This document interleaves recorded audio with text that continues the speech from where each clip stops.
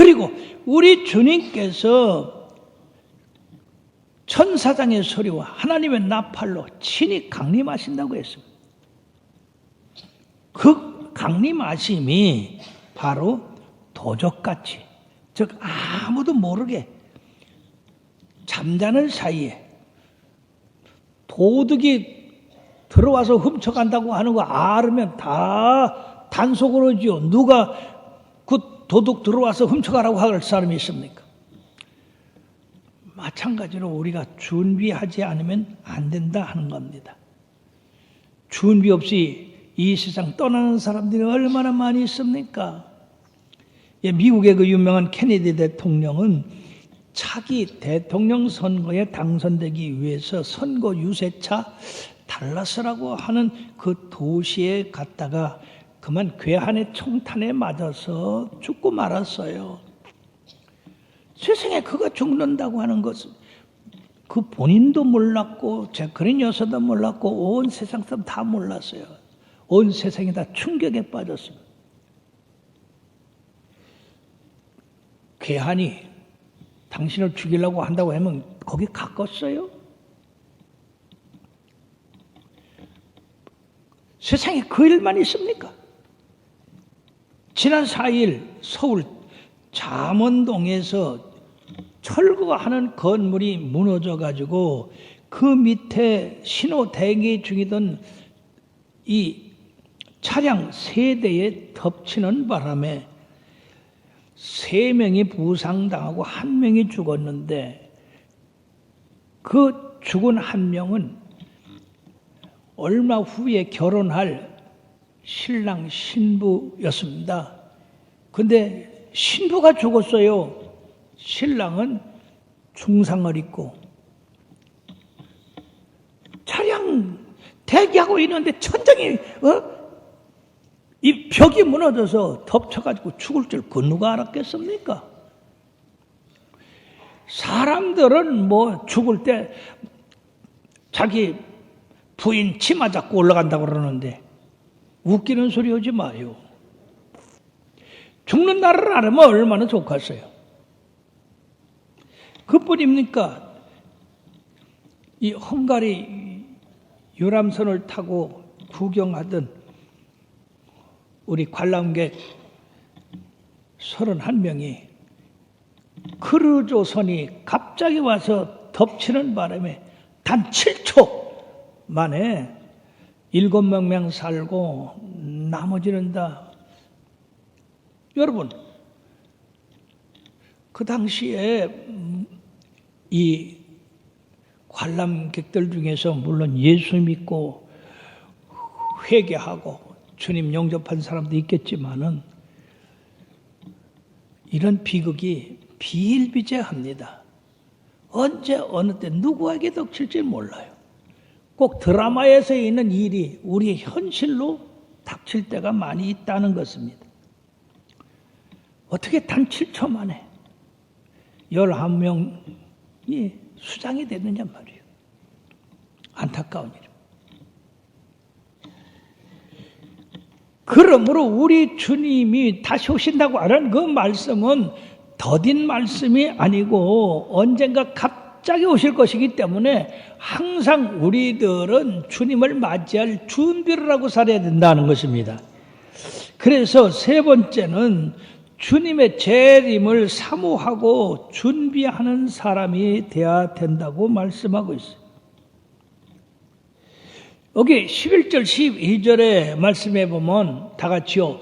이 모든 것이 이렇게 풀어지리니 너희가 어떠한 사람이 되어야 마땅하냐. 거룩한 행실과 경건함으로 하나님의 날이 임하기를 바라보고 간절히 사모하라. 예, 바로 세 번째 사랑하는 자들을 위해서 주님이 이렇게 갑자기 오시니까 준비하라 그 말이에요. 사모하고 있어라. 지금 이 세상에 일어나는 일들을 보면은요, 예수님의 말씀하신 마태복음 24장 8절의 말씀과 같습니다. 다 같이요, 이 모든 것은 재난의 시작이라, 재난의 시작.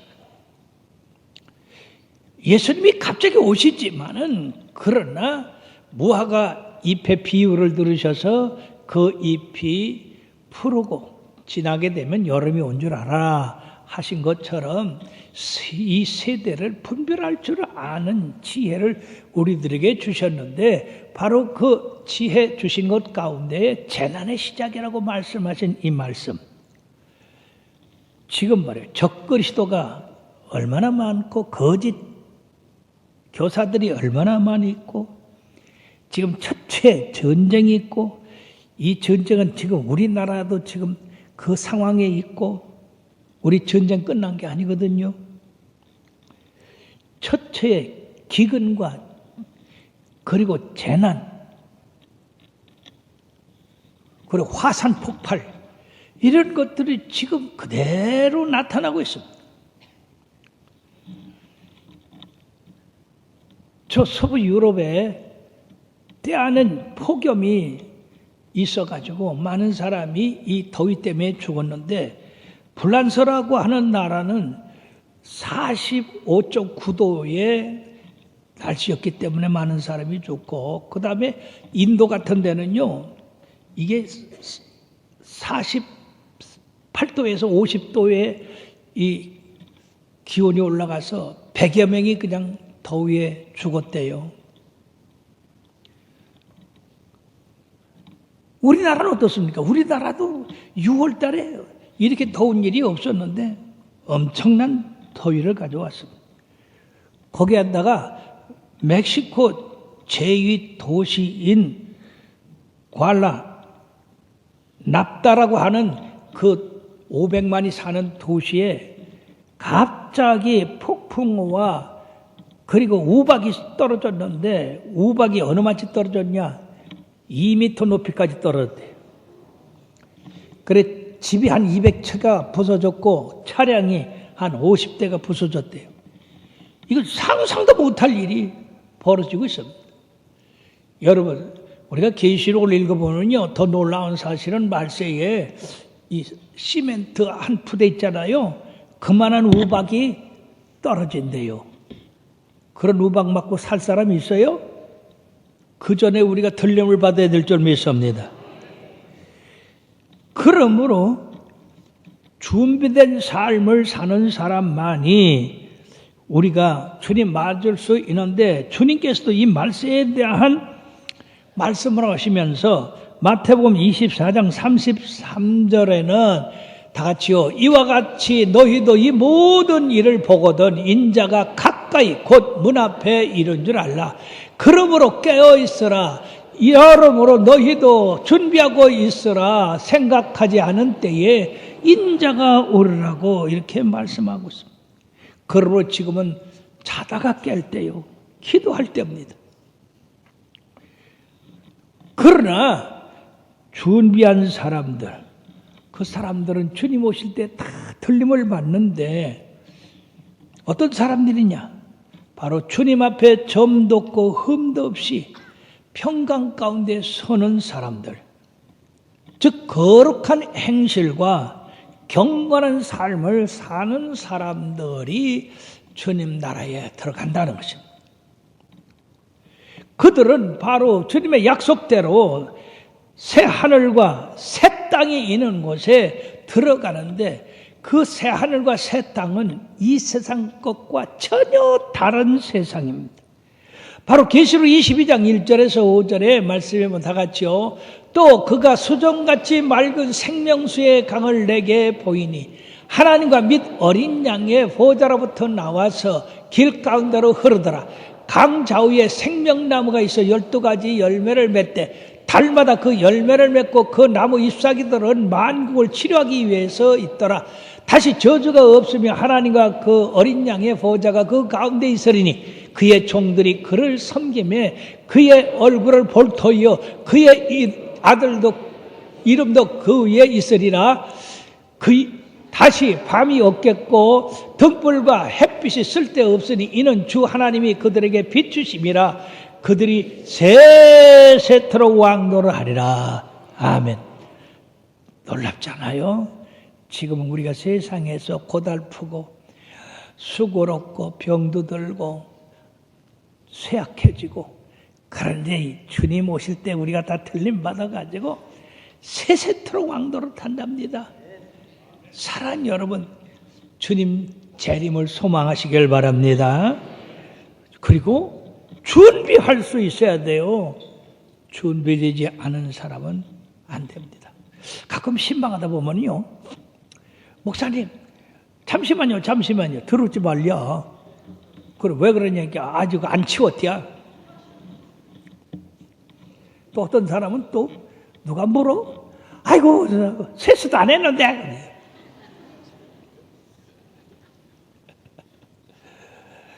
사랑하는 여러분들이요, 우리 사람과 사람 사이에도 이렇게 준비가 안 되면 부끄러운데, 우리 주님 오실 때 우리가 예수님 좀 더 있다 오세요, 아직 준비 안 돼서, 그런다고 됩니까? 그런 거 주님은 안 받아줘요.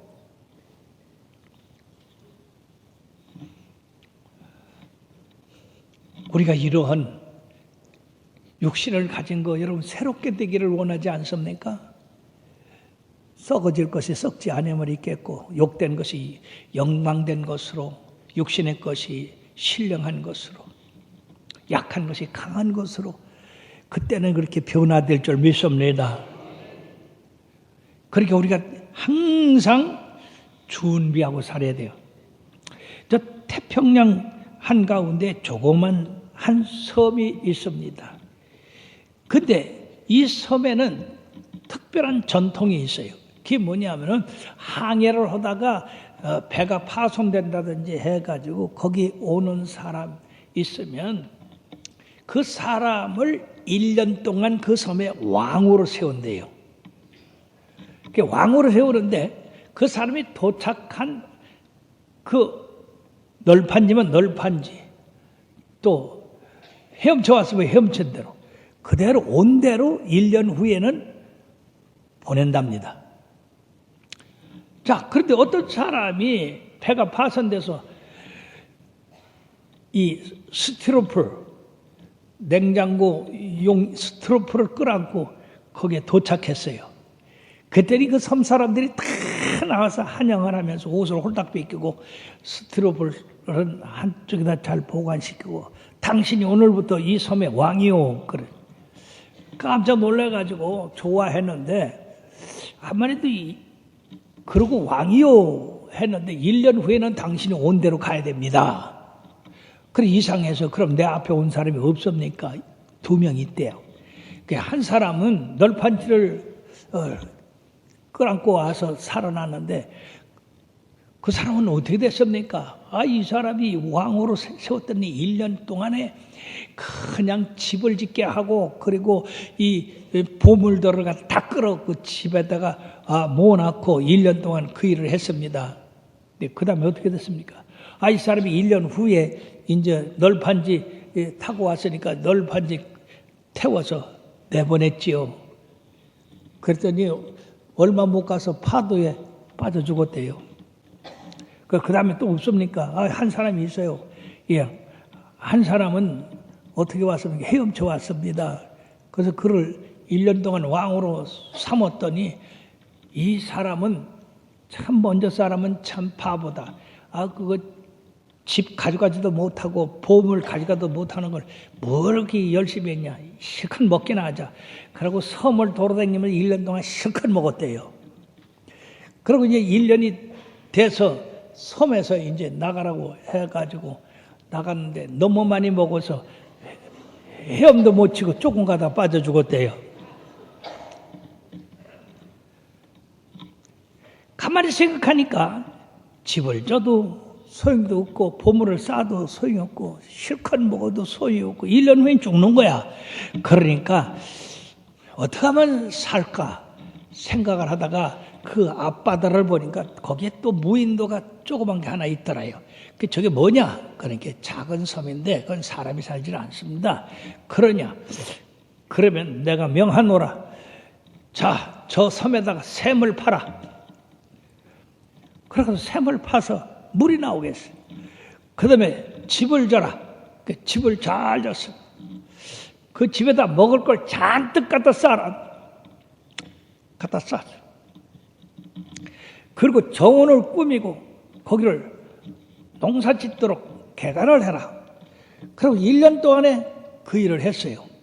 그리고 이제 1년이 돼가지고 떠날 때가 되는데, 정말로 왕복을 홀짝 뺏기더니 그 섬에 도착할 때 입은 옷과 스티로폴 그걸 갖다가 주는 거예요.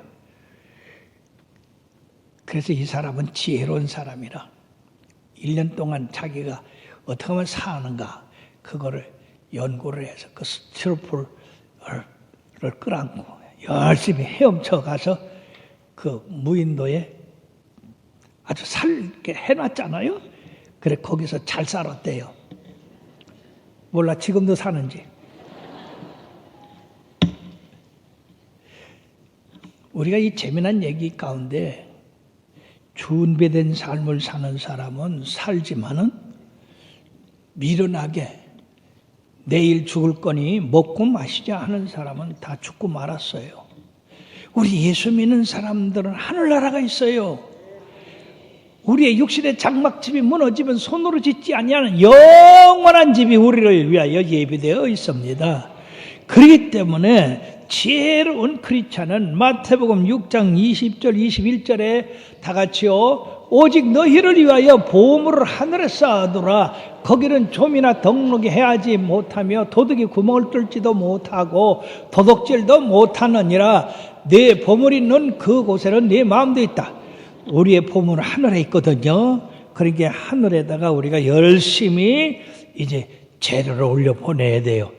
우리가 육신의 장막집이 무너질 때 우리가 이 땅에서 열심히 쌓은 그 보물을 하늘에 가서 우리가 받게 될 줄 믿습니다.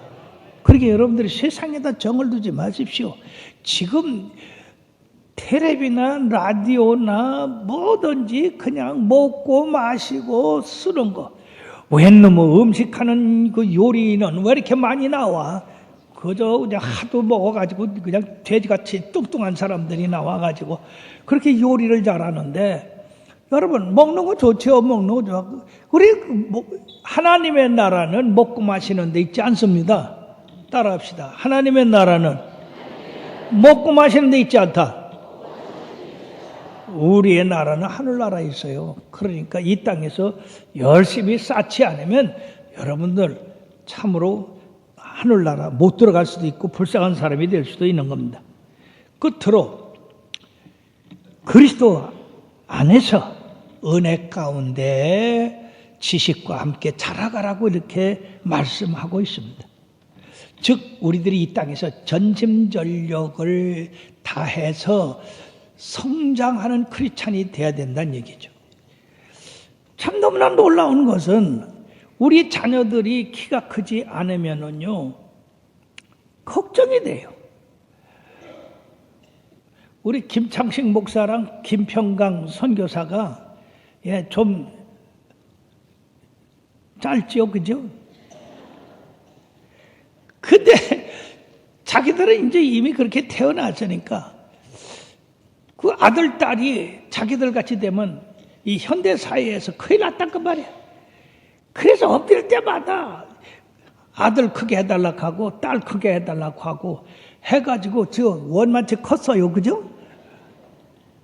그렇게 자녀가 안 크면 큰일이라고 이렇게 부모들이 애를 쓰고 애 태우는데, 신앙 성장이 안진뱅이 같아도 여전히 그 안진뱅이에서 일어날 생각을 안 해. 키가 작아도 클 생각을 안 해. 여러분들의 신앙 척도를 한번 재보시오. 내 신앙은 안질뱅이 신앙 같으냐, 아니면 난쟁이 같으냐, 아니면 내 신앙은 참 자이언트, 크다, 거인이다. 여러분들의 신앙이 육신과 상관없이 거인이 되길 바랍니다. 그것이 바로 마지막 이 베드로가 사랑하는 교회와 성도들을 향하여 권면하는 말씀입니다. 그러로 두 가지 조심할 것이 있고 우리들이 추구할 것이 있는데, 조심할 건 뭐냐 하면은 진리를 떠나는 거, 예수 안 믿고 하나님 말씀 안 믿고 떠나는 거. 두 번째는 무법한 자의 미혹에 빠지는 거, 거짓말쟁이의 그 거짓에 빠지는 거. 그렇게 되니까 자연적으로 굳센 믿음에서 떨어질 수밖에 없다. 그러니까 여러분들은 항상 이걸 측정해야 돼요. 내 신앙이 지금 떨어지고 있는가 올라가고 있는가. 내가 거짓 사람들의 말을 듣는가 안 듣는가. 그러므로 고린도서 15장 58절은 그러므로 내 사랑하는 형제들아 견고하며 흔들지 말며 주의 일에 더욱 힘쓰는 자들이 되라. 이는 너희 수고가 주 안에서 헛되지 않는 줄을 알미라. 여러분들이 시간 들이고 물질 들이고 정성 들이는 거 이거 다 하나님의 창고에 그대로 쌓아집니다.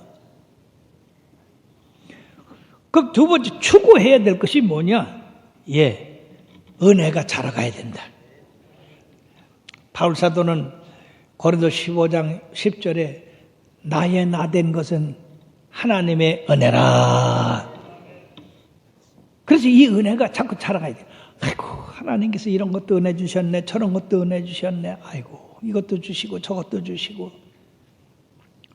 그런 은혜를 우리들이 자꾸 많게 생각을 해야 된다는 얘기죠. 그리고 예수 그리스도를 아는 지식이 자라가야 된다. 이 사람이 지식이 없으면 망한다고 그러잖아요. 호세아 선지자가 이스라엘 백성이 지식이 없어 망하는구나. 그러므로 우리들이 지식을 갖자. 여호와를 알자. 더 깊이 알자. 그렇게 해서 우리들이 그리스도를 아는 지식이 있어야 주님이 다시 오신다는 거, 반드시 이루어진다는 거, 그리고 어떻게 해야 우리 주님 맞이할 수 있는 거, 이거를 알 수가 있는 겁니다. 그러면 어떤 랍비는 그 제자들에게 무엇을 가르치느냐 하면은, 얘들아 죽기 하루 전에 꼭 회개하라. 죽기 하루 전에 꼭 회개하라. 그러니까 이 제자들이 아니 스승님 죽는 날을 어떻게 알아요? 내일 죽을지 모레 죽을지 10년 후에 죽을지 알지 못하는데 어떻게 죽기 하루 전에 회개하라고 합니까? 그랬더니 또 그거 답도 안 하고 죽기 하루 전에 회개하라. 결국 이 말씀은 무슨 말씀이냐? 죽는 날 알아요? 몰라요? 모르니까 내일 죽을지도 모르고 오늘 오후에 죽을지도 모르니까 언제든 회개하라 그 말이에요. 준비하고 있다가 주님 맞이하라 그 말입니다. 사랑하는 여러분들이요. 베드로 사도는 누구보다도 주님의 몸된 교회와 성도들을 사랑한 사람이었습니다. 물론 바울도 마찬가지입니다만은 그렇기 때문에 이 주님이 피값으로 세운 교회 아니에요. 주님의 보혈의 피로 우리 구원받은 우리 하나님의 백성이 아닙니까? 이런 하나님의 백성이 세상에 잘못된 교훈을 받아서 하나님 나라에 못 들어간다면 큰일 아닙니까? 그래서 사랑하는 자들아, 사랑하는 자들아, 이렇게 하나님의 말씀을 기억하고 하나님의 말씀을 생각해서 준비하는 삶을 살고 그리고 점도 없고 흠도 없이 주님 앞에 나올 수 있는 자녀들이 되라고 그렇게 권고의 말씀을 하신 것입니다. 모쪼록 주님 오실 때가 가까워졌는데 그 증세가 지금 보이고 있는 이때에 주님 오실 때 내려오시든지 1년 후에 오시든지 우리가 죽기 전에 오시든지 아니면 죽은 후에 오시든지 상관은 없어요. 우리의 거할 안식처는 천국이기 때문입니다. 그러니까 열심히 세상 모든 것에 미혹되지 말고 거짓 교사에 미혹되지 말고 오직 주님 잘 섬겨서 주님의 나라 영광되게 하여 주시고 다 그 나라에 들어가는 아름다운 성도들이 되기를 주의 이름으로 축원합니다.